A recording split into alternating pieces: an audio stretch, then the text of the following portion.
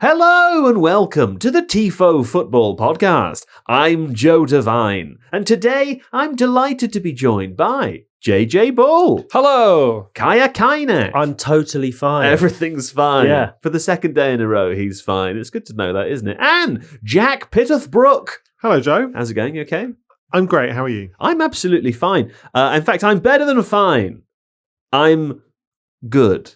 Good's better than fine, isn't it? Yeah, it's one up. Yeah. One up. What's up after that? Very good? Very good. Then, Pretty good. Then great. Yeah, pretty good, then very good. Pretty Yeah. good, then very good, then great, Groovy. then amazing. Amazing. But I also use amazing as a way to say that I am not great. Yeah, I do that as well. Yeah. Everything's amazing. Brilliant at the top. Brilliant. Yeah, maybe. I am brilliant. Superb. I Yeah. am brilliant. How are you, Jack? I'm brilliant. I'm brilliant. But in that context, because otherwise Sounds you could mad. say, what was the film any good? You say, yeah, it's brilliant. Yeah. Which is sort of It's a kind of a shrug, though, isn't it? much of a muchness, isn't it? Either way, though, I'm absolutely fine. Everything's fine. Couldn't complain too much about stuff today, although I would like to. Now, here's a couple of things to tell you at the off. We made some schedule changes. This is our first week of doing 4 shows per week. So what does that mean? It means that we recorded a live stream last night on Sunday, which you can listen to on the RSS feed wherever you get your podcasts normally, or you can watch it on YouTube. If you're thinking you didn't see that, it wasn't served to you, and you can't see it on the YouTube page, best to click on the live button. Yeah, sometimes you go on our YouTube channel and you would go to the videos tab. It doesn't appear there because YouTube's stupid. It only appears in the live one. So if you haven't seen it and you want to see it, go there, click on live, or listen to it on the RSS feed. That is where we discussed Manchester City-Chelsea from yesterday. We also discussed the Arsenal-Bournemouth revolt. The revolt? The Arsenal-Bournemouth result from Saturday. So we don't talk about those on today's episode. Today, I'll tell you what we talk about shortly, but we're also back on Thursday morning with a couple of different people. We'll talk about some Champions League stuff then, probably. And we'll be back on Friday with another ring for analysis. So that's our 4 shows this week. But let's find out what we spoke about today. Well, right, Steve, I refused to scream for milk when discussing 3 precious points for the Black Cats. That's Sunderland, of course, against relegation-threatened Tottenham Hotspur. So, as I mentioned, we're joined by Jack Pitt-Brooke. We talk all about Tottenham Hotspur. And speaking of them, what have you written here, Steve? Speaking of Tottenham, but was there aggression teenage? Yeah, I didn't finish that thought. How does this? properly. Can you read that one for me? How you? What does that say? Is that the one you were laughing to yourself about, Steve, when you were No, writing your own that was the work? screaming for milk. Oh, okay. Yeah. I laughed so much that I missed the obvious error in the next sentence. So Which word are you going to remove or add? I've got rid of the but. Oh, okay. Speaking of Tottenham, was there aggression? Was there aggression? You've spelt there wrong as well. It's quite Look, confusing. I'm a bit for me, isn't it? rusty. He goes on holiday for 2 weeks. He comes back. He can't do the correct there. I mean, there are 3 English theirs, aren't there? Yeah. Okay, let me try that again. Speaking of Tottenham, was there aggression teenage or full-blown adult anger? I don't remember that part. What did we talk about there? JJ was talking about their aggression being quite teenage, adolescent, versus like proper Brian Brobby level of professional. The main bit I remember from JJ in that section was that he kept laughing at the thought of Roberto De Zerbi doing himself in an ejector chair. Yeah. You can't imagine that in a noise, right? So someone just... What's the noise sound like? Someone passes it out for a throw and you just... You don't even notice it. You just like... Okay, so when you get to that part of the podcast, listeners, just imagine and you'll know because you'll hear JJ laugh and interrupt JBB, and then just imagine this sound. There it is. That's quite a nice sound. Yeah, like a decompression of gas. Like every time I go to bed at night. Exactly. That's right. Anyway, well then we play the Rondo. Will King Kaya have a calamitous campaign? Well, we find out today. After the break, West Ham are pulling the same page and ripping up the relegation rulebook. We talk about West Ham, and then we briefly stop at Liverpool and their boy wonder Rio Ngumoha. How good can he be? Well, we don't actually know, but we discuss the possibilities of that. And they range all the way from me saying, very good, to JJ saying he's not sure yet. He's got. You don't want to speculate. They're children. You have to look after them. I think we're getting older, and these kids are younger. 16, I don't know. They're little people, They're not. He's not that little, though. Yeah. How tall is he? Let's find out. 5'7". How tall are you? 5'11", 5'10", 5'11", You're in between not the two. 5'11", are you? Yeah. Are you? Yeah. Is he? He is Don't 5 ask foot me, I'm the 7. worst, but I don't know what anyone's height is. We've got no idea because we're the same. What was it you told everyone before? I'm like 4'8" or something like that. I thought you were short. Yeah, are you not short? No. Oh, how about that? Powerful in stature too. That's it. It must be the case. Google AI says 1m70, but then there's a picture This is of what Virgil Joe- van Dijk instead. So 5'7" according to Yeah. Wikipedia. No There you one go. knows what any of Joe this just thinks means. very little of me. That's what we've discovered here. Kaya reviews parts 2 and 3 of the Lord of the Rings trilogy, so there's someone else I think very little of. And we play Points Are Bad at the end. And that's pretty much it, isn't it? Did we all have fun? I had a great time. Yeah? Happy, Great Steve? to be back. Great to be back? Mm. Yeah. Well, where else to begin, of course, than with Sunderland 1 or 0 Tottenham. The Roberto De Zerbi era, writes Steve, at Spurs got off to a bad start with defeat to Sunderland at the Stadium of Light. West Ham's 4-0 victory over Wolves last Friday had already plunged. Capital letters plunged, writes Steve. Tottenham into the relegation zone. I think that means you have to shout it. Plunged. Do you want me to shout it? I think you should read it. If it's in caps, it means you have to shout. Okay, fine. I was sort of going for a plunged, but I'll try it. I'll try it shouting. Are you ready? Yep. West Ham's 4-0 victory over Wolves last Friday had already plunged Tottenham into the relegation zone proper, and the gain in the microphone has been destroyed, I would say. Defeat here means that Spurs are 2 point. Please don't change any of the words into capital letters again. Okay. Defeat here means that Spurs are 2 points away from safety with 6 games to go. I think this is it the first time they've finished a game week in the relegation? Yeah. It is? Yeah, there we go. Okay. The Black Cats, meanwhile, writes Steve, lapped up 3 points like a delicious saucer of milk. Sake. And he's changing milk to capital letters. I will not scream milk, Steve. You are not my mother. And currently perched in 10th place. Congratulations to Sunderland. Well done. There we go. Okay. I mean, as a starting point, in some ways, Jack, it's not a surprise that Spurs lost the game because they are losing every game. But there was a sort of sense that when De Zerbi came in, maybe something would change a little. I watched it with some pals yesterday. I didn't really feel like it looked very much like a De Zerbi team. Maybe that's too much to expect after only a few days in charge. But what did you make of the game? Yeah, so I think because of the 3-week break, and during which time they replaced Igor Tudor with De Zerbi, I think everybody kind of goes in thinking it's going to be a new era. It's going to be a completely different Tottenham Hotspur. But obviously in practice, De Zerbi has very little control. Like he has, by which I mean there are very few levers that he can pull or buttons that he can press during that time. Like he only had like a week and a half with the players. It's still like a pretty patchy squad with a lot of the best players injured. It's still a squad where they haven't won a league game. Just made myself laugh. I think when you said what the buttons you could push, I was thinking there could be one at the Spurs manager seat, which is just eject, and then halfway through a game, they just launch into the air and go away. That's why I was laughing. I just thought of that myself. As long as a parachute. And I is didn't say it. I attached. didn't try to interrupt. I couldn't help myself laughing. I'm sorry. Did you say I didn't say it? I didn't try to I interrupt. But I burst out laughing, thinking of the entire thing playing up my mind. Just De Zerbi just like launching into the air midway through a game when someone 1-0 down. So I'm out of here. It's a good idea. Sorry For about safety. that, But they still haven't won a league game since December. The confidence is on the floor. And watching the game, like they started really well and they tried really hard and they had some shots. They made some chances from open play. And you think, wow, this is.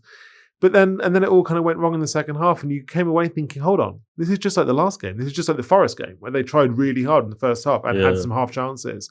And then it all went wrong in the second half and they lost 3-0. So in a sense, it was a bit too familiar, really, and not like a glistening new era where everything is different. De Zerbi said after the game, or I don't know if it was after, or if it was this morning, I'm not sure. But I saw a post-match interview with him anyway, where he said the players don't need a coach; they need a father or a brother, or the implication being they need someone to put their arm around them. And on the one hand, I thought maybe that's totally true, and then on the other, I thought I think they need a coach as well, though, because. But how much can you coach them in the limited time? Well, I don't know how much can you. Not a lot, really. Like you can't teach them to play like intricate attacking patterns. You can't teach them to revolutionize how they build up from the back. I think you can give them a few simple principles, but if you look at how all the Premier League teams really are, particularly where the manager's been there for a while. I mean, like Sunderland yesterday is a really good example, right? Like Lebris has been there a while, and so even though they're a promoted team. They're actually able to play with a level of coordination. Tottenham are not going to be able to match that. Like Tottenham, it's the same when they played Fulham a few weeks ago. The fact is, Marco Silva's in his 5th year there now. They can play like a really high level of integrated, coordinated football. Tottenham can't compete. They can't compete with a lot of these sides in terms of the quality and synchronicity of football that they can play. And so, there's no way that De Zerbi and the limit. There's only a few weeks left of the season, right? The season ends on the 24th of May. Yeah. He can't teach them complicated football. The only way that he can keep them up, if he can keep them up, is to get inside their heads. Because the biggest single problem that Tottenham have got is not that the players are bad. It's that their heads have gone. Their heads have gone for months. So they haven't won a league game since the 28th of December. There is so little belief and confidence in what they're trying to do. And the only way he can do anything is by fixing that mental block. And only if they do that, I think, will they have any chance of getting the wins they need to stay up. What did you make of the performance? Why are you still laughing? Are you still thinking about him being ejected? Just pushing the button. He's gone. Like a firework. So I just find that image very funny. The idea that you go in. What did you ask me again? What do I think is the game or the performance? I think they lacked any urgency. I think I've seen this a lot of times in games when the manager's normally coming to an end of his time there, which is not good, obviously. Sure. Eject. But it's the lack of urgency to try and rush it. Even in the last when it was 10, 11 minutes of injury time, something like that. Yeah. They weren't rushing. You'd be like, hurry the up to the Sunderland players, get the ball in play. But they just sort of wandering over, we'll do it. Just resigned to knowing that that's what's going to happen. Sure. And I think still got about 5 times the open play XG Arsenal did.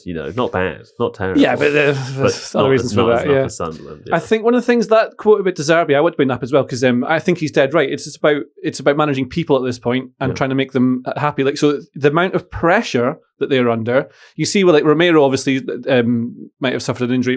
We don't know what's going to happen with him now, but when you're under that much pressure and things start going against you, you snap because things are like that. And then that's when the emotions spill over and it stops you being able to do things you'd normally be good at.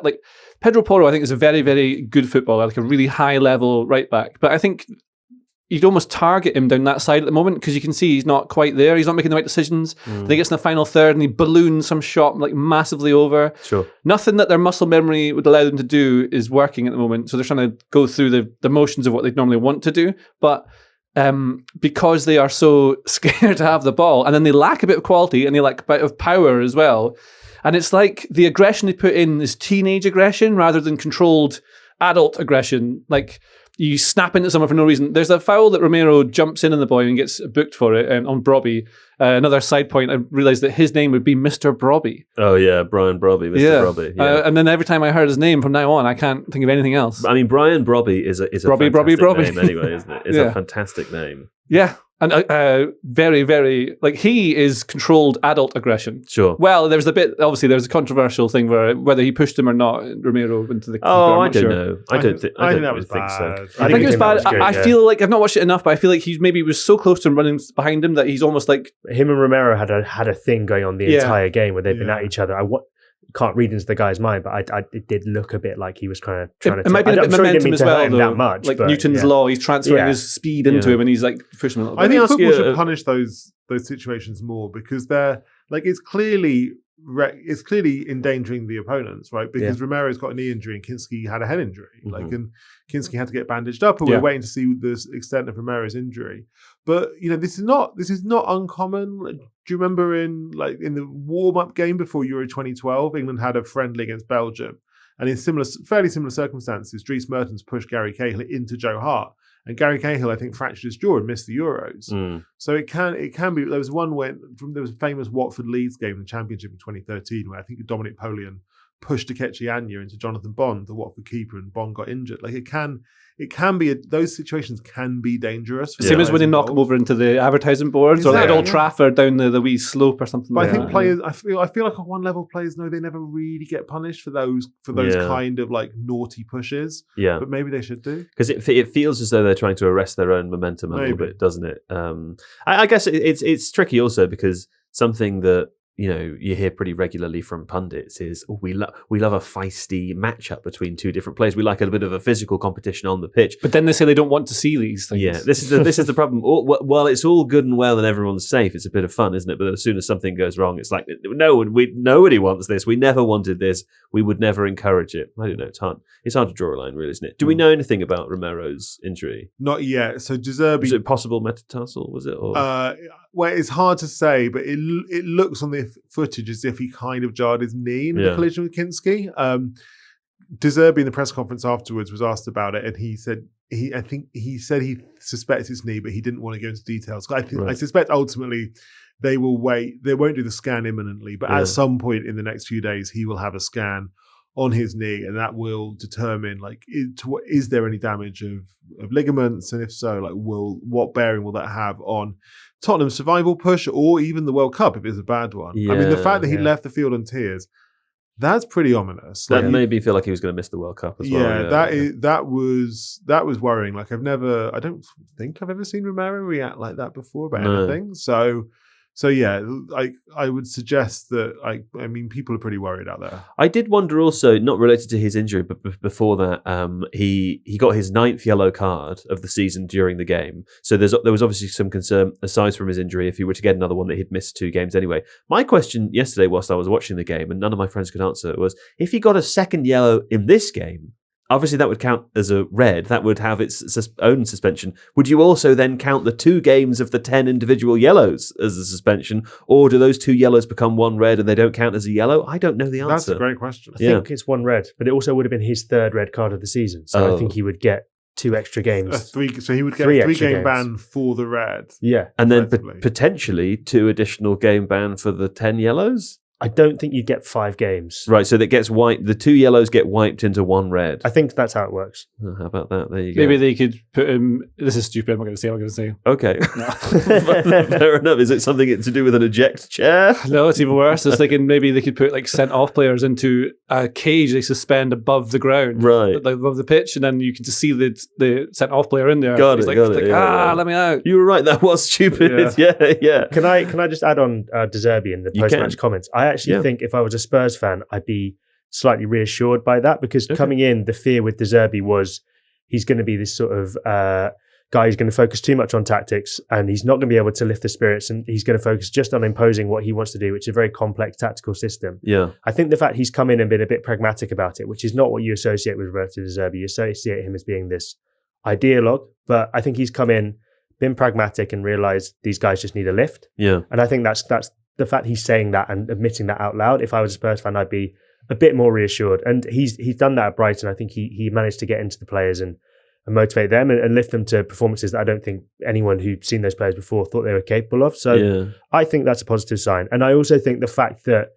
Spurs players aren't turning on each other, I think that they still seem like they're a united front. They were all gathering around Kinski quite well after his game, which was a really big game for him yesterday, and they all got around him and supported him through it. And I don't think it's a lost cause by any stretch at Spurs. And he said after the game, Zerbi, if they win one, things will turn dramatically. I still think that's the case. Yeah, I totally agree with that. And I think also a lot of people, it's not that they don't realise this, but managers don't have a control pad to control the players. That's not what they do. You can do things in training, but it's not, they're not robots and all this. Sure. As much as Mikel Arteta would like. Well, I mean, exactly, like AI. And then, but you have everyone's analysing everything to death now all of the time, and it's often a lot more simple, and just people need to feel better about themselves and have personality back and have confidence and feel less pressure, and that's what you're trying to do, and you can't really do that by pushing X. I definitely think that the way that people talk and analyse about football, and I wrote this in my piece today, is that we like to assume that the manager is just a guy sat in front of a massive dashboard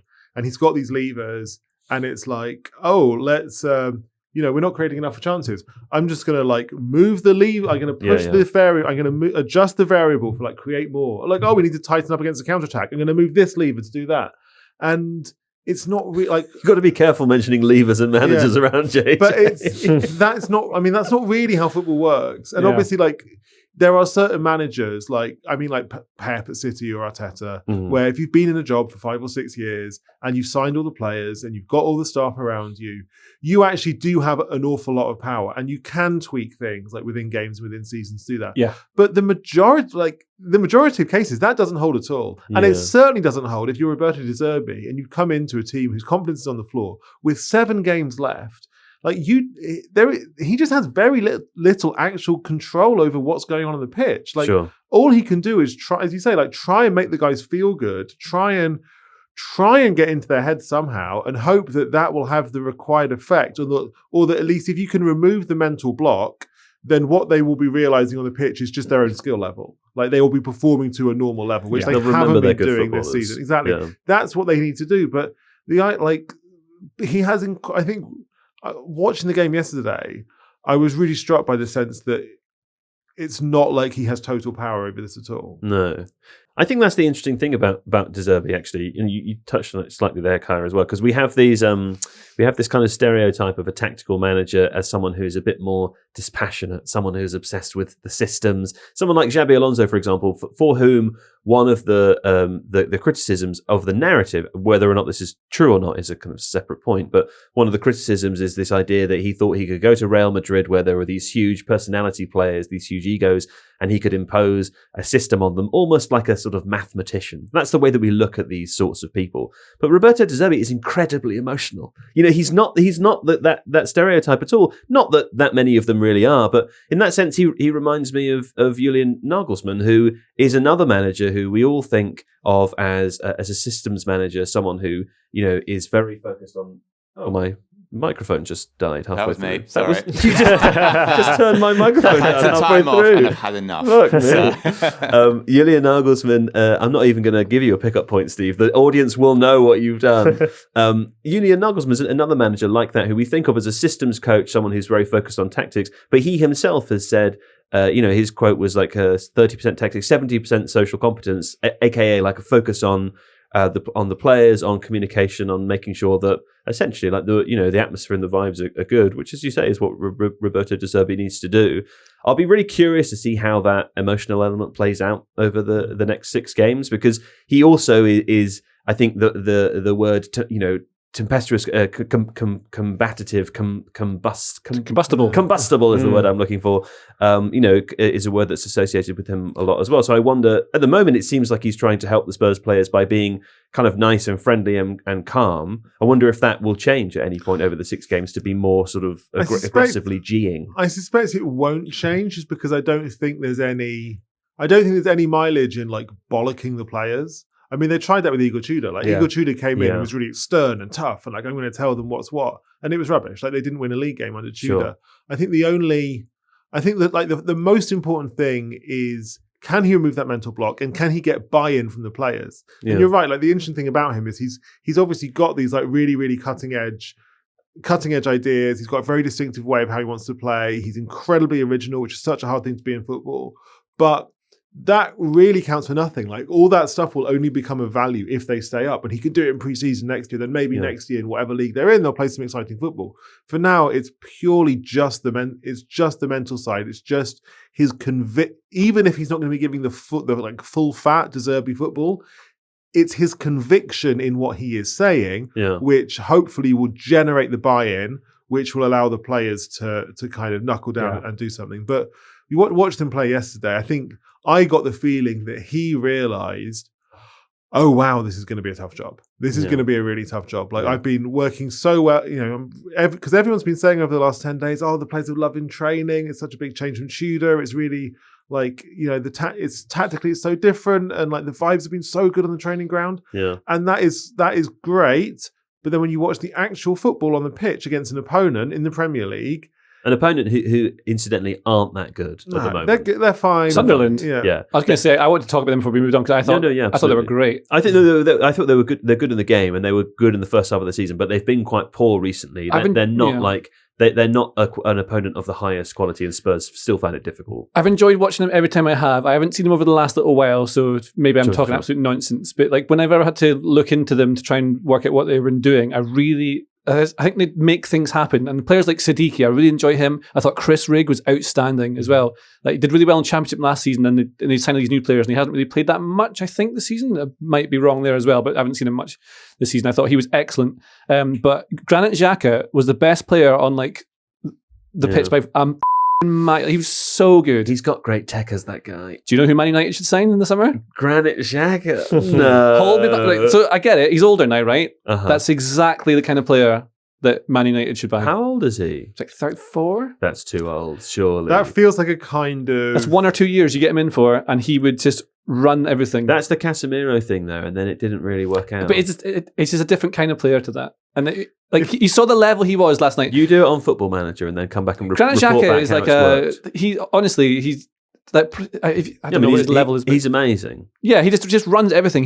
He's like Tony Kroos or something. He just runs everything. Yeah. He was so good in that game. He tried to score from the corner. Yeah, in that and he game. could do it. He Yeah. could, yeah, it was a really good shot. That does feel a bit like that would feel like a Man United signing from 10 years ago, like a kind of Van Gaal era, Sure. Schweinsteiger, Yeah. Schneider. I think he's higher than that level. I think it's just because of his age, we think he's going to be slower and like he's broken now, like Yeah. Casemiro. I really think he's got it still. Like, he has the elite thing Yeah. that teams don't have. It's just because you think he's at Sunderland and he's older now. I see it in him. Okay. I see it. Do you know, before the podcast, JJ said to me, I think I've got a transfer for Man United. You'll never believe it. And I would never have guessed you'd say Granit Xhaka. What do you think of it? I don't think it's as stupid as it initially sounds. That's what I said you would say. Yeah, that's true. I think he's too old. I think if he was 31 years old, I'd be like, oh, do you know what? Maybe, But yeah. you don't need to have him in every single game. That's the thing. He can come in and run certain games. The same way that like you used to have Giggs or Scholes would come in and do that a bit of time. That's the kind of player. He's only 33. He's not Yeah. the kind of guy who would sort of want to be on the bench playing a bit part role, though. He That's can play never been him throughout 25 his entire- times. Well, they're going to have Champions League next year as well. Like, you need a Yeah, big I squad. just can't see him being happy with that kind of role. Though. I think there's the reason he went to Sunderland was to be the guy and the main man. But you would get like 25, 30 games a season out of him. And that It would is be one enough. of the best. From a Sunderland perspective, it's one of the best signing. I think it's one of the best and most interesting Premier League signings in years. Right? And Yeah. it really shows you the value of, particularly if you're a promoted teams. Obviously, like when you get into the Premier League, there's always a big like, what sort of players do we go for? Do we go for Premier League experience? Yeah. Do we go for really exciting young players we can maybe like sell on at profit? What sort of players do we go? Do we like break the bank with just big salaries? And I think that this is such a clever signing, right? Because you combine Premier League, like proven Premier League experience, winning stuff, like able to run the game in the middle of the pitch. Yeah. A captain who, like everything, I'm sure both on and off the pitch, everything coheres around him. Yeah. And so I'm sure like some people say, oh, you can't disrupt the team that got promoted or whatever. But if you can just get the one right guy, he can you can kind of like mold the whole football club around him on and off the pitch. If you can just find the one guy who makes everything make sense for them. He It's was also such a good like signing. he was also a little underrated at Arsenal. I don't think by Arsenal fans For necessarily. a long time by Arsenal fans. By some, but like by a lot of people who weren't Arsenal fans. I remember watching him there and thinking like, nah, you know, he just not gets sent played- off all the time. Yeah, and I don't think he was played in his best position for a while. I think he was sort of played as like a lone six, which didn't really suit him. But once he started playing a little bit further forward and influencing the game there, he became Arsenal legend. Well, there you go. Okay, I'm sure I don't need to ask the. Let me know in the comments. I was going to say, I'm sure they'll do that anyway. Just to return to Spurs very quickly before we move on, Jack. Do you know if Spurs do get relegated, does Roberto De Zerbi intend to stay? Do you know? He said that he will stay. Okay. Well, that's something. I don't know. I mean, when he initially joined, I thought, will he? Maybe he doesn't want to be in the Championship. But the more I think about it, the more I think He seems like a kind of Championship it's coach kind guy. of like, he's getting paid a lot of money. Yeah. People generally don't walk out on very well paid jobs. The Championship is of a higher quality than Liga, anyway. Yeah. So yeah. Like if your medium, like he's also got a 5-year contract as well. Like if your medium term goal is I want to be managing a big team in the Premier League and have lots of power at that club, then like managers are often willing to kind of go the long way around to get there. Totally. And he can build it in his image as well. Exactly. What time to be able to do So it. I think if they go down, and this is just me speculating, but I wonder if they go down, he might think, well, look, I can rebuild the team. I can get the players in who can play my football. I can strip I it. can accrue a lot of power within the football club. I can make myself popular with the fans. And then if we can get back in the Premier League and I'll have things lined up as I want them. Like, remember, Rafa Benitez went to Newcastle in 2016. Like he couldn't stop them getting relegated, but then he took them back up, and then he did pretty well. Like Marco Silva, another great manager, he took the Fulham job in the Championship because he thought this is actually my best way of getting what I want, which is to be a powerful manager in a Premier League team. This is fertile ground. Yeah, he took them up, and now he's been there 5 years. He's got them really well established as a mid-table Premier League team. He's hugely powerful at Fulham, so I can see the upside for someone like a De Zerbi at sticking for that year in the Championship.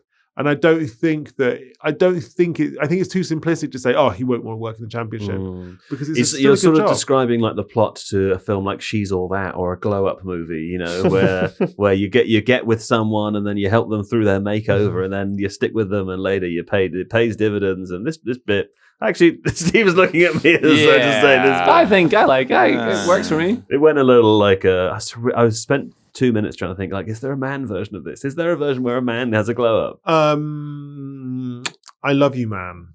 Yeah. Crazy Stupid Love.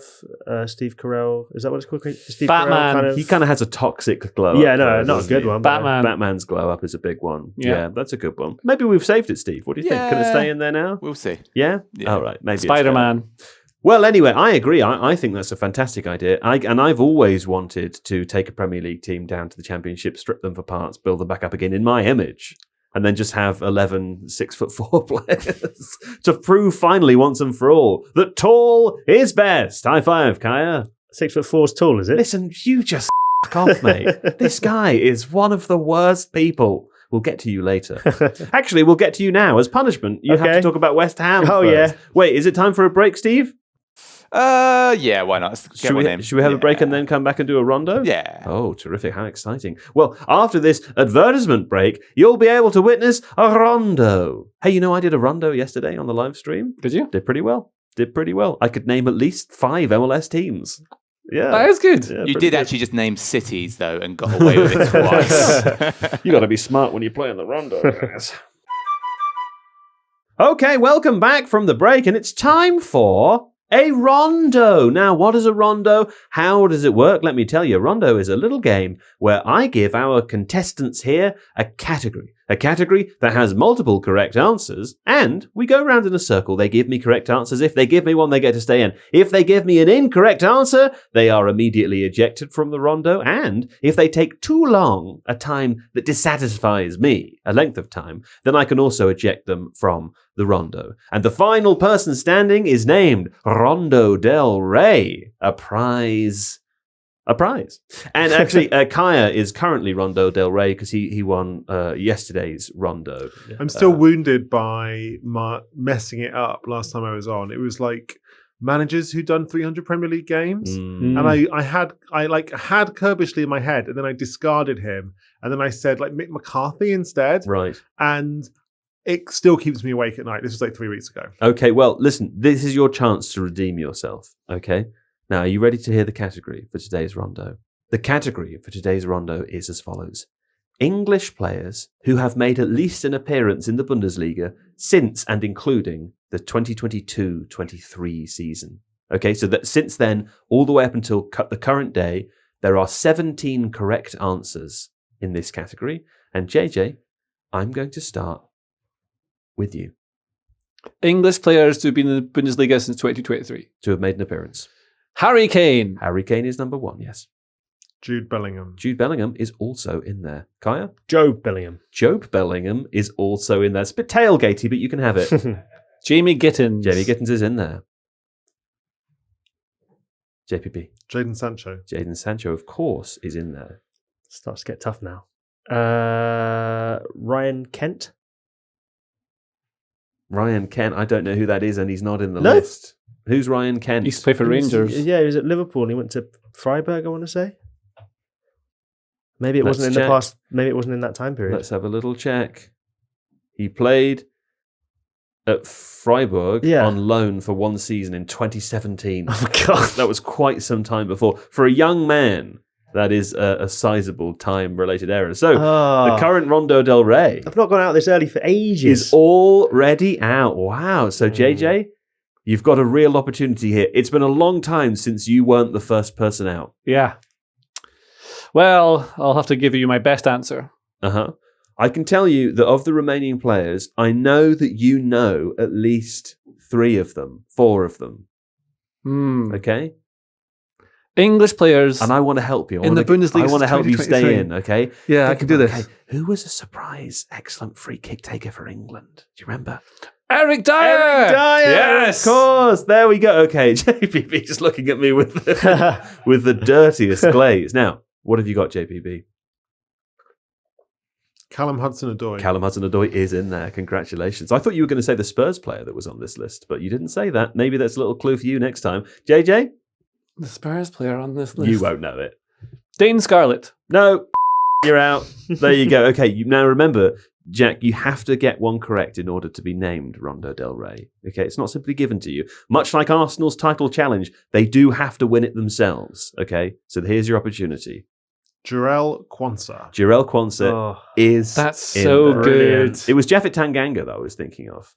I'd forgotten that he played in First player. Germany. There you go, he did. Who did he play for? I don't know. I didn't write that. I completely information forgotten down. Tanganga played in Germany. He I was think there. my Maybe real. he did, yeah. I think my football manager time spent playing has confused me with real life there because I'm sure Scarlett ends up at a team like It took me Germany all the time. ages to get to. Maybe. It took me a while to get to Quansah in my head, and then I thought, but I obviously like he's in the England squad now, and he's also literally plays for Bayer Yeah. Leverkusen. Yeah. So It was just transferred in the summer, right? yeah, so I just wanted to keep that in the bank, and then I took a bit of a risk on Hudson-Odoi because I thought he had a loan there, That's but I good. couldn't work out the Leverkusen. season. It's smart keeping one in the bank, you know? Yeah. If you've Getting got it a- locked in the chamber. Yeah, if you've got a correct answer, you've got to keep it in the bank, basically. I like that. Well, yeah, he played for FC Augsburg in 23-24. He was on loan there, of course. Did he make an appearance? He didn't make an appearance, but I actually just wrote his name down anyway, and I've decided that's fine. Yes. So don't worry about it, Steve.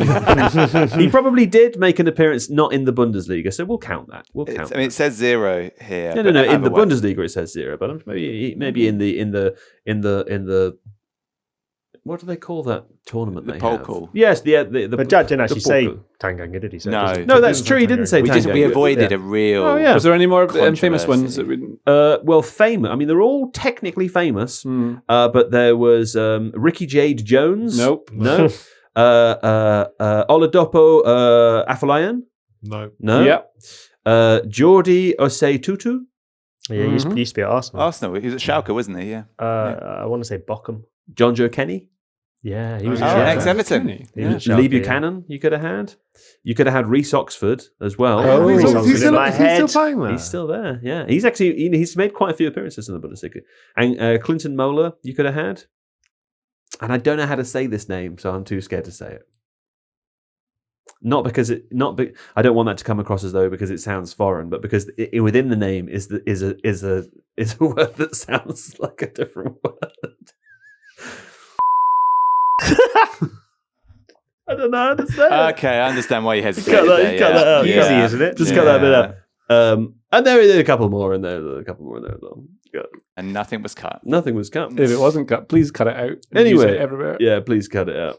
Anyway, there we go. That was a fun rondo, and congratulations, hey Jack Pitt-Brooke, First ever congratulations! Rondo Del Rey. Is that your first time? No, it's my first win.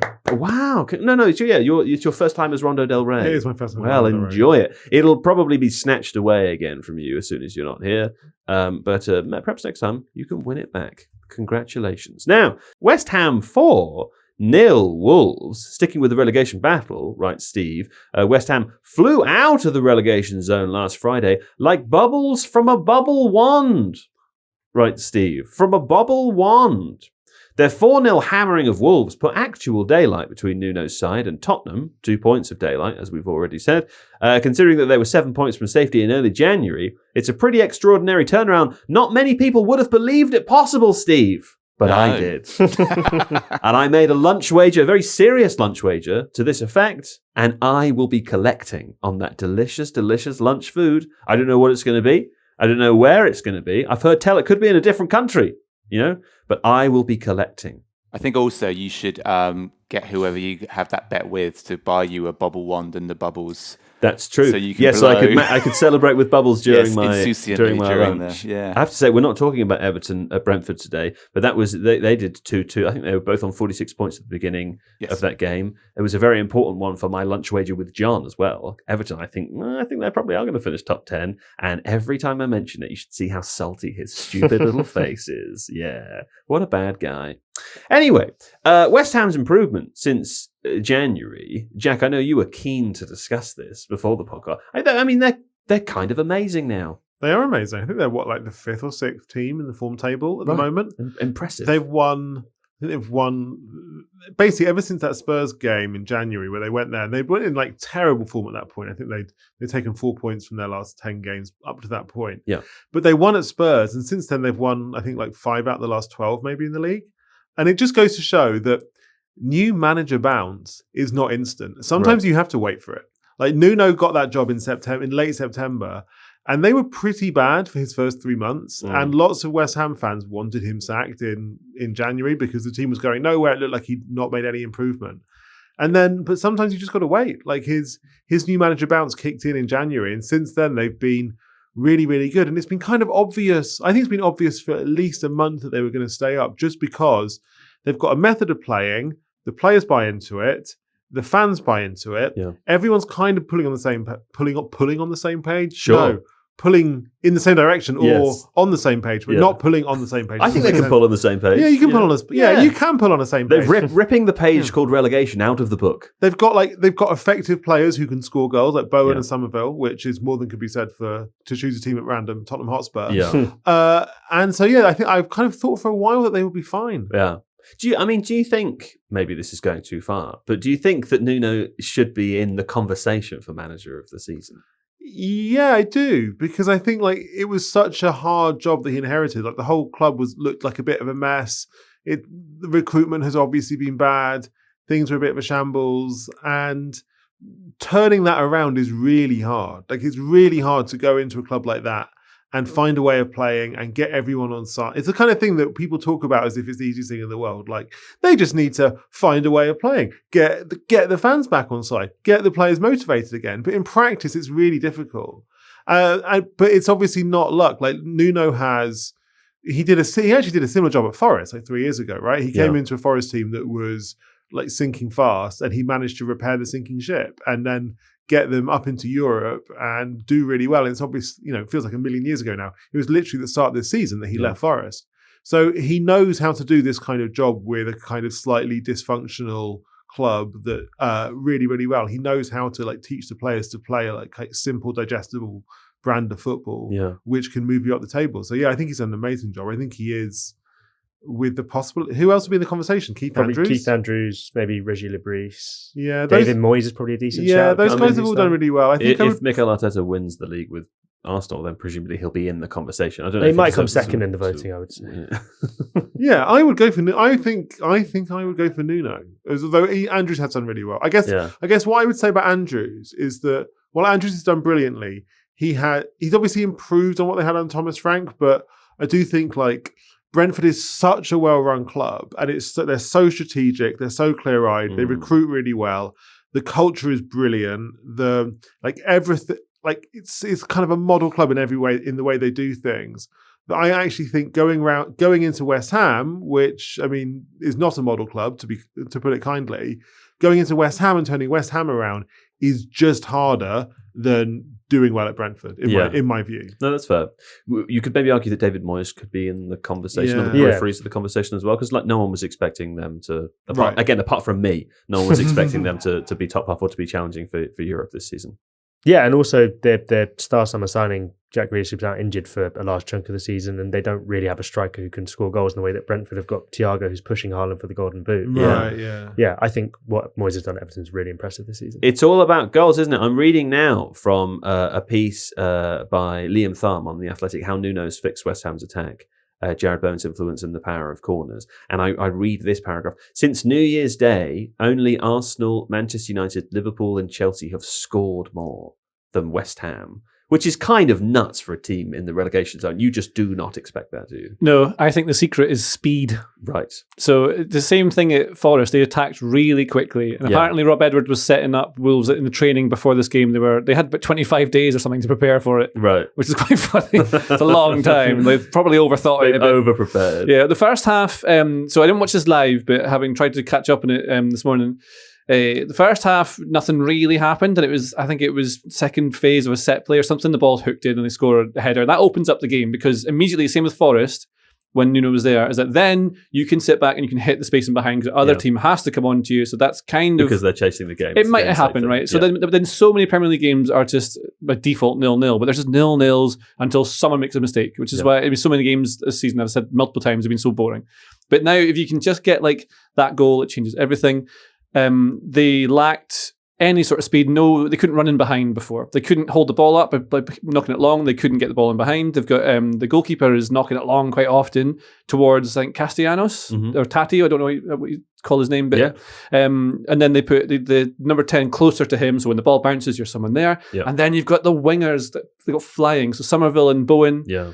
Bowen should be England's starting right winger. I think he's so good. Yeah. I mean, his Bowen's form is almost not comparable to Saka's at the moment. He makes things happen every time with the ball. Bowen is playing out of his skin and has done for months. And it's so true what you say about knowing that if you've got Bowen and Somerville in out wide with pace, you're in with a shout. It was kind of similar to his Forest team, right? Like at Forest, he had, what would it have been? Hudson-Odoi and Elanga out wide before Elanga went to Newcastle. Huge pace. If you've got speed in those positions, you know how to make it work. Like that's very difficult to play against. And it's the best way that you can, it's the best way that like Nuno's figured out, this is my way where I can build a team which is both really compact and solid and hard to play against and organised. But if I can make the most of two really quick players, I can also hurt teams in the counter-attack. Yeah. And you can get out as well of your own box because you can either play it long to someone you can connect in the middle, to like through like on the ground or high. That's one way, obviously. But then you can, because the other team will push up while they're trying to play with those two who are dropped in to try and receive, you can get the wingers over the top. And then because they're inverted forward, like really they can come inside from the outside and then they can get chances. And then the other thing he sees, I think Liam talks about in his article as well, is that so if they've got wingers who hug the touchline, the far side winger will always be in the box. This is what I think like Liverpool or City do this as well. You know, the far side winger gets into the box. You've got people there to target. Yeah. So when like Castellanos or Pablo, whatever, doesn't manage to get their head in the ball, someone else is there to finish off. And like Bowen's there so often finishing off those chances in the far side. And then they're just sort of, they feel a bit more solid. And because they have confidence, you see players like, when West Ham were struggling, like Mavropanos, is he any good? Sure. Well, now he looks like a really good high-level central defender, and that's confidence and like playing in an organised unit who believe in each other and can go with it. And the fullbacks, they've got Diouf at left-back. He's a very, very good player. And I think Walker-Peters is getting in ahead of Wan-Bissaka at the moment. So sometimes they mix around. But they get the fullbacks who also go forward when they get the chance to, and they dovetail with the wingers. It's all about speed, though. They can do it quickly. And that's the secret. It's all about speed for me with my lunch as well. I'm going to eat it very slowly and delicious, slowly eaten, expensive lunch. It's worth also adding that Nottingham Forest secured a very creditable draw, didn't they, against Aston Villa over the weekend, which leaves them 3 points ahead of Spurs. I'm just looking at the bottom of the table now. I will also say we're recording this on a Monday. It will release after Man United play Leeds tonight. Yeah. Don't they? Is it at Leeds or is it at Old Trafford? I can't remember. Is it Ellen Road? I can't recall either. Anyway, we don't know the result of that, but people listening will know the result. Old Trafford. It's at Old Trafford. So, I mean, this might sound silly if Leeds get a draw or get a win at Old Trafford tonight. I think they're going to be a little bit worried at the moment. They're on 33 points. It felt for a while like they were sort of edging on being out of the battle. I don't think they are anymore because Forest are on 33 behind them. Leeds obviously have that game in hand. West Ham are on 32 points in 17th place, and then Spurs are in 18th, the first relegation place on 30 points. I know, but if they win tonight, they're on 36 and they look clear. So well, that's why I said the caveat is like. Well, guess what their final game of the season is? It's Leeds. West Ham against versus Leeds. West Ham, So, isn't it? yeah. Yeah, it's Oh, an absolutely huge game. What a day. That's an absolutely huge game. And also, Spurs still have Leeds to play, don't they? Yes. Yeah. So again, there you go. Like, there's a lot of 6-pointers or swing games in there, which could draw Leeds back in. That's what we've been seeing at the top end of the table anyway, right? Like, it looked like a hugely secure gap between Arsenal and Manchester City. It isn't because they're playing each other. And so I think that's something that Leeds fans will be considering as well. I'm trying to think when the last time we got this deep into the season was, and there was still four. Is it four? Yeah, 4 for one spot, basically. 4 possibles for one spot. It's quite exciting, isn't it? Yeah. So I don't know. What do we think? It's easy to say Spurs, but I don't know anymore. Who's going to get relegated? Yeah. I'm not trying to be a dick. It's just the team who's in that position at the Spurs. last game of the season. Oh, Spurs lack any of the. They look a bit broken, but all it'll take, and they've got some good players. Is a couple of they're 0-0 for most of the game, and then they score a corner. Yeah. That'll be because a lot of their, I think it's like 35% of their goals this season have been from set pieces. They rely entirely on it. They don't create open play. If they can just do that for a bit, they'll be all right, and then they can change.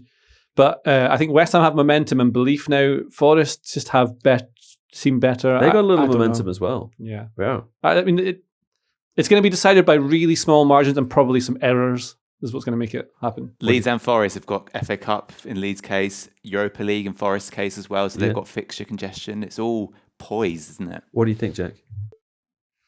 I mean, based on what I saw yesterday, it's difficult not to say Spurs. I'm definitely on other bits of the Athletic. I try to do a different answer every time, just to try so that Hedge your bets. Yeah, I'm definitely hedging my bets.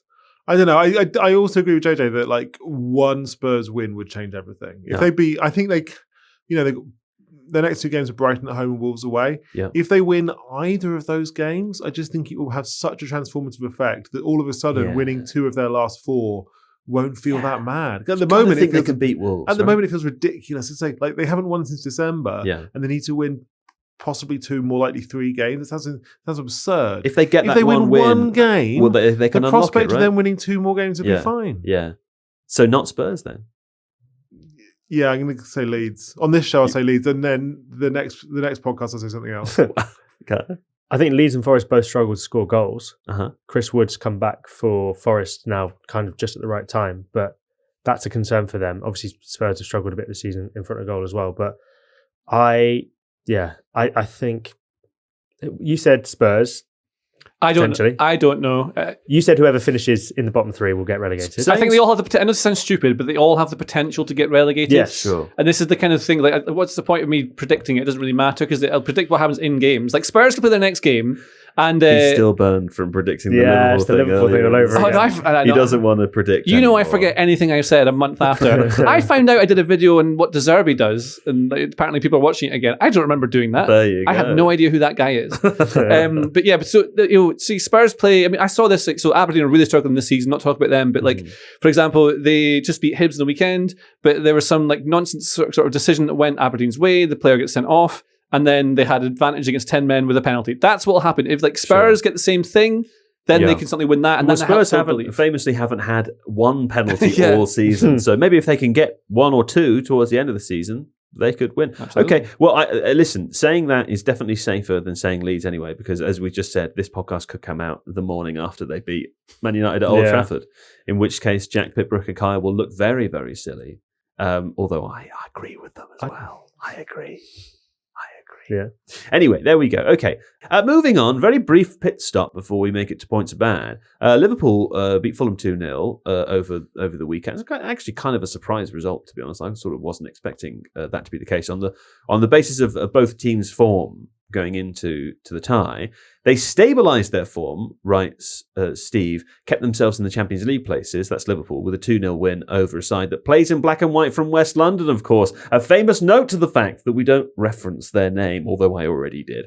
Rio Ngumoha is the reason we wanted to talk about this, because he opened the scoring, and in the process became Liverpool's youngest league goal scorer at Anfield, a record that had belonged to Raheem Sterling since he scored against Reading in October 2012. He's kind of amazing, isn't he? He's sort of one of the most exciting guys, and I like it.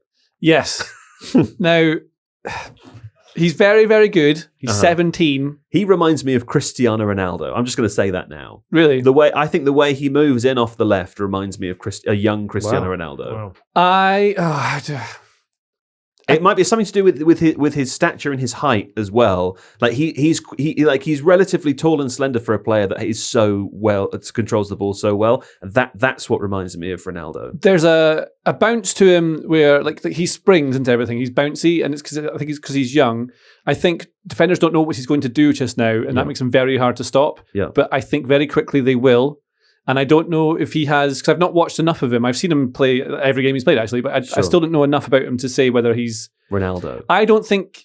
I don't want to say anything because he's Whether 17. he's Ronaldo. I don't want to say he's 17. Maybe this is it. Okay. The goal that he scored in this game against Fulham, Lovely, yeah. but with that kind of technique and that sort of placement, the capacity to do that, I think it does. I think he looks like one of those players where it doesn't matter that much whether defenders know what he's going to do or not. Because if he can score that goal. He could have done that whether the defender was a metre closer or a metre further away. And I guess because, there's two things, I guess, is whether the defender doesn't know whether they're going to go on the outside of him or the inside because he can do both, or because he's just not watched enough of him to know that he's likely to take that shot. But there will be ways to slow him down a bit. But because he's so springy and bouncy, like you can get away from that just now. I think he goes missing a lot in games, and I can see why he doesn't start yet. Like he has moments, and I kind of like that in footballers because then it makes them fun when they get the ball. They can do bits and pieces. So I think, you just can't tell whether it would be like a Yamal level player or whether he's a really good Premier League level player. Because so many players come along and they're like, oh my God, this boy is amazing. Yeah. But Makeda! There's some players I've seen and straight away I'm like, this guy is special. I thought Ngumoha should be starting or getting a lot more games for a while because he's far more exciting to watch than Gakpo and therefore makes games much more fun. But I don't know if he makes the decisions right now. He always tries to shoot and comes inside and does that, which is good because you're getting shots away. It's important. Yeah. But also, as he gets older, he won't do that so much, and you'll feel like he's less fun because he's not doing things that you're not supposed to do. Like you shouldn't always come inside and shoot. You should try and look for the pass or pull away and not do something that helps someone else get in. And that will change as he gets a bit older and gets more coaching and learns the game. Is he better than Max Dowman? That's fun. There we go. Wow. A different player. So I think my example just now of like an unbelievable player that you can tell is Ryan Cherky, but it's happened to him quite late now. He's like 22, something like that, 23. I don't know actually. So everyone's known about him for a long time. But now you see him do these like bits and he just does things that go against what everyone else would do. Yeah. And one of these players like Modric, where you ping the ball in from any angle and any speed and it's killed dead, or he moves it exactly where he wants to. Like the ball is part of him. He was incredible yesterday. He's one of my favourite players to watch on earth. Yeah, but this is what you get. And Ngumoha is really exciting, and I love that. And I think I don't want to do any proper analysis on him because he's a kid, and I want him to just have fun and keep making me enjoy watching him. Yeah. Anything else to add on? I think what's also impressive about Ngumoha is the fact that for most people his age, it's just been an upward trajectory their entire career, particularly players who score the youngest ever goal scorer for Liverpool. Only good things has happened to them. Whereas since he scored against Newcastle, I think that was in August, he's had to wait quite a long time to get his chances again, which I think can affect lots of players mentally. And then when they come on, they feel like they've got a point to prove, or they're overcompensating, or the decision-making starts to suffer. But for him, I almost feel like not playing, it feels like it's made him into a better player in a way, because Liverpool fans seem to have turned against Cody Gakpo this season. I think they would have rather they kept Luis Diaz, although it wasn't quite as simple as that. And there's been lots of calls for Ngumoha to start. And now Liverpool against PSG, they're chasing a lead. I think there's a large contingent of Liverpool fans who would rather have 17-year-old Rio Ngumoha in that game, which speaks volumes to how he's been able to maintain that consistency, and also the mental strain of basically being a sub who probably knows he should be playing and is worried about missing out on his chance. Well, they've got PSG on Tuesday, is it? I think this week. Yes. So, I mean, I don't know. Would you start Rio Ngumoha in that game? I would. I mean, you're 2-0 down. What have you got to lose? Like, he's a goal threat. He's in better form than Gakpo. Yeah. Defenders don't want to play against him. I think if you're a defender, you'd want to play against Gakpo, but I don't think you want to play against this kid because he can just do anything to you at any point. And he's still in that period where he's got full of confidence. He's got nothing bad's happened to him, so he can just go and do things. And yeah, it's fun. Great. Okay. Well, good luck to him. Rio Ngumoha, very exciting. We were going to talk about Andy Robertson. We didn't get time to do that. We were going to talk about PSG. We didn't get time to do that. We were going to talk about upcoming other quarterfinal second leg games. I mean, Atletico Madrid ahead against Barcelona as well, aren't they? Very exciting. Oh, there's some exciting midweek games. But no, we haven't got time to do that because instead we have to listen to Kaya review Lord of the Rings 2 and 3.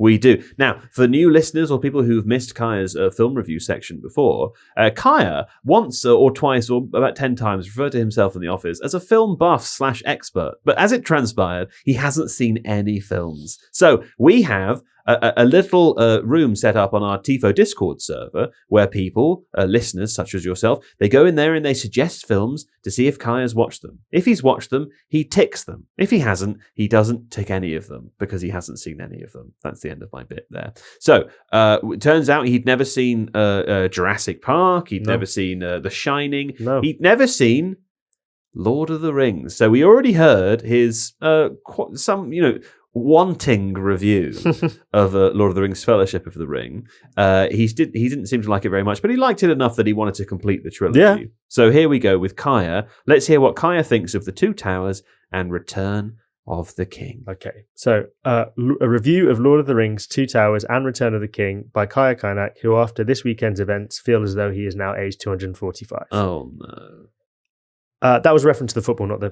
film. Oh, okay, yeah. fine. In which case, yay. Thanks. I feel like there was a slight misunderstanding of my review of the first film. I didn't hate it as much as it may have seemed, despite Joe's fury at me since then. I was actually just uncertain on how to view a film that was so clearly a precursor to others. He played it up for jokes because he knew I'd be upset. So, And it worked. It's not confusing that there was a misunderstanding, is there?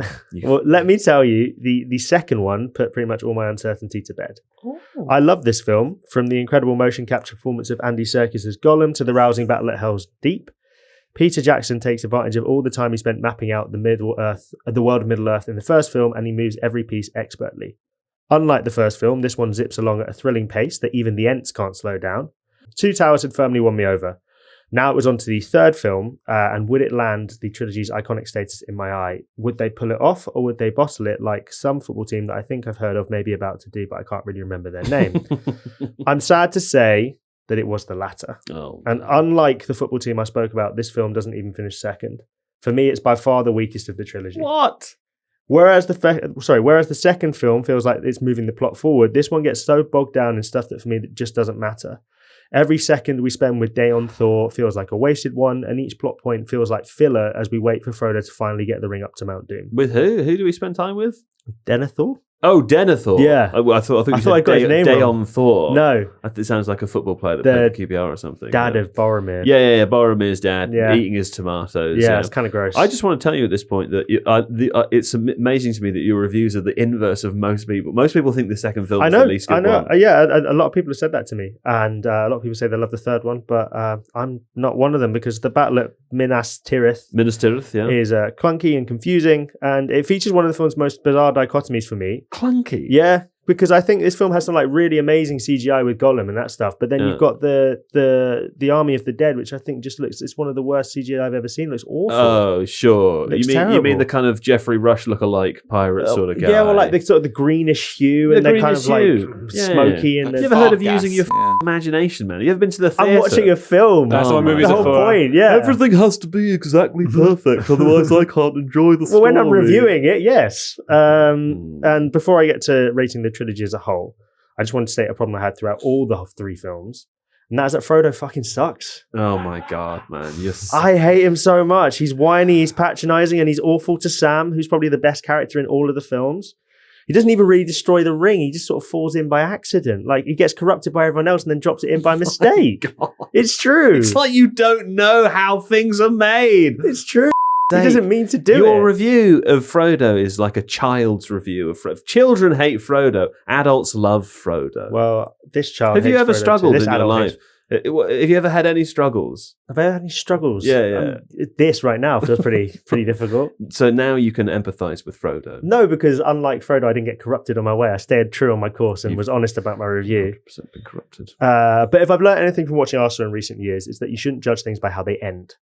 I trusted the process of this film for 2/3, arguably 3/4 of it, and for that bit, it didn't let me down. I'm sorry that it wasn't for me at the end, but I'm genuinely glad I've ticked this trio off my list, even if I would only give it an overall rating of 3.5 stars out of 5. Do you think they should have just flown the Eagles in the first place? Yeah, I thought that. I mean, I thought that from the start. The second Gandalf kind of got flown off by the thing in the first film. I was just like, well, that feels like an easy way to do it. When the Wizards just do magic. Yeah. That feels an easy option. I've just had a really sad realization. You've had to do this because you're too young to have seen them when they came out. I was. Oh my God. So the first one was 2000. I think I was 2.5. And then the third one would have come out in 2004. So I would have been about 6. I watched 6 or that in the 7. cinema. I suddenly feel as old as Gandalf.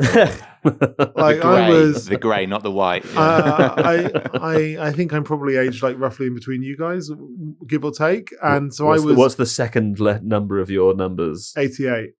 Oh, that's not what I was expecting at all. 88 years old. He's 88. Yeah, you are. You look great. You really do look. You are kind of Gandalf. Yeah, you're between us. I was like 12 when the first yeah. one came out, right? Yeah.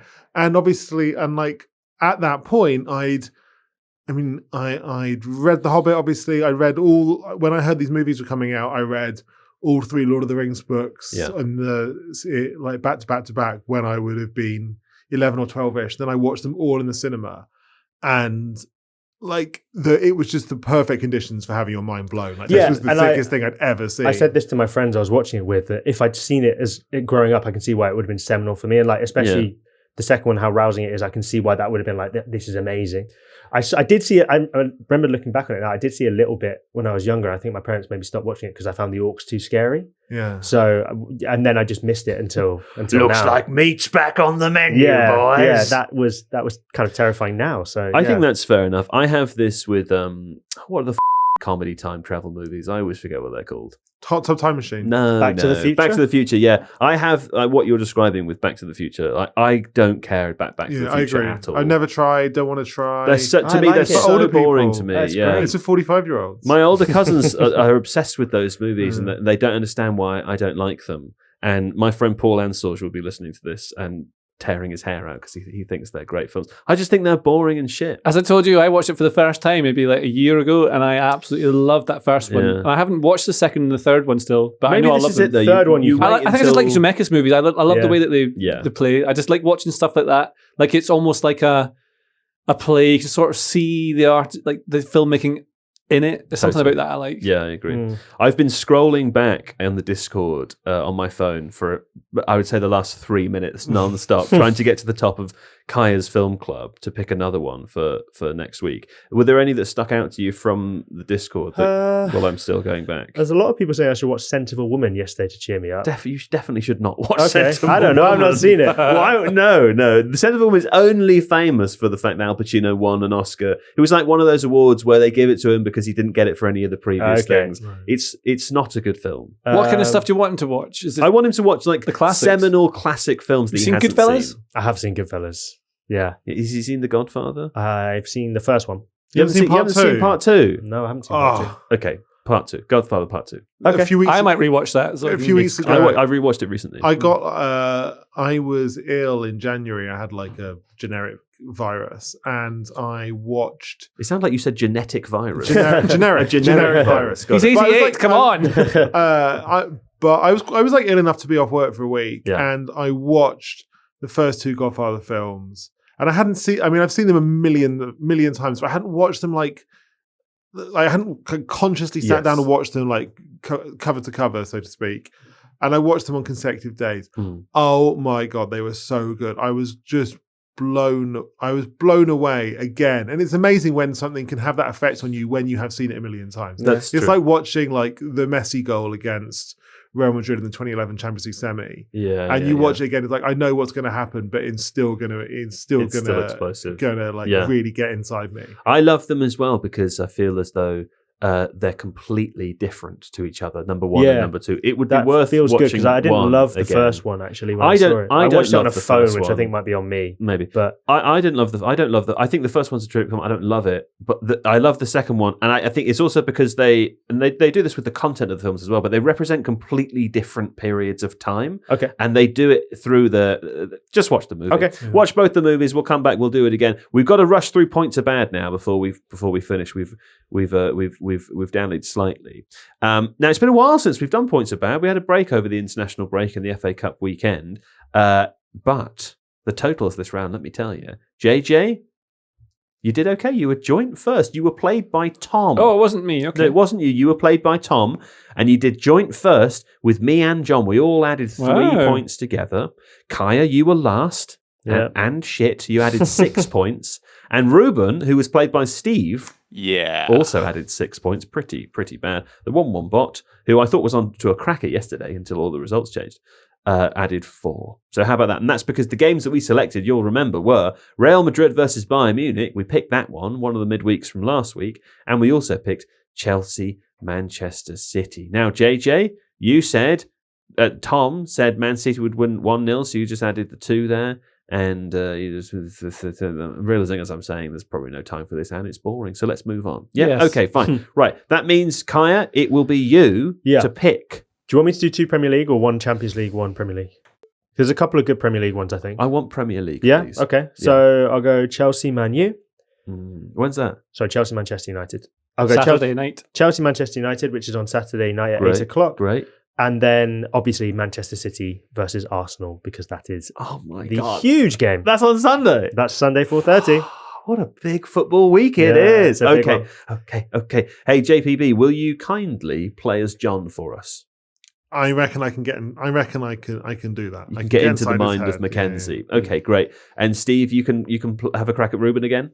Sure. Try and serve him He better won't this want week. that after this Been week. But hankied yeah. again. Yeah. You've been hanky. Okay, well, Kaya, let's begin with you then. Manchester United versus Chelsea. I'm going to go 2-1 to Manchester United. Wow. Wait, is this Man United at home? No, Chelsea Chelsea at at home. home. I said it wrong. 1-2. 1-2. Okay, so there we go. Okay, and then who's at home for Man City. Oh my God, the Etihad. Yeah. Fuck's sake. Okay, City, Arsenal. I'm going to go 2-0 for Manchester City. You really saying that? I'm saying that in the hope that if it doesn't go the way I want it to, Okay, at least you're I've got spreading some it. sort of Yeah. happiness to be gleaned from the day. Wow. Okay, Steve, it's you next as Ruben. Okay, so I will channel what Ruben would say in these scenarios rather Yeah. than myself, because that went disastrously for him last week. Chelsea versus Man United. I think that Man United will win that 2-0. So 0-2. Okay. Ruben definitely thinks City win this. So therefore, 2-1. 2-1. Okay. JJ, it's you next. It's going to be 1 goal for Chelsea, 3 for United. And then Man City are going to score 4, about 2 or 3 of them really late in the game. Wow. And Arsenal are going to score 1. Wow. From a corner. What are you Wow. doing? Oh, I love that prediction. Okay, great. It's me next. You'll be going last, so we have to work out what scores are left for you. Okay, I think Chelsea are going to win. I'm surprised everyone's gone for Man United so far. Maybe it's just been over a month since I've seen Man United play, so I've forgotten if they're any good or not. I think Chelsea are going to win that game 2-1 at Stamford Bridge. And then I would say for City, Arsenal, I think Arsenal are going to win 1-0, guys. Oh, I think Arsenal are going to win 1-0. I think it's going to be It's a good guess. horrendous game. A horrible, awful game that will be stop and start. There'll be 14 minutes additional time at the end because of how long the corners took and how many fouls there were from both teams. But I think Arsenal are going to win. They're going to buck the narrative and also they're going to ruin the rest of the season for everyone because that'll be it. I'd love They'll that. celebrate. They'll celebrate the league on that day. JPB, okay, Chelsea, Man United. What's been taken, Steve? 2-1 to Chelsea has been taken. 2-0 to Man United has been taken. 3-1 to Man United has been taken. 2-1 to Man United has been taken. And of course, the 1-1 bot has 1-1 for both scores. Chelsea 0, Manchester United 1. Fair enough. Okay, and then City, Arsenal.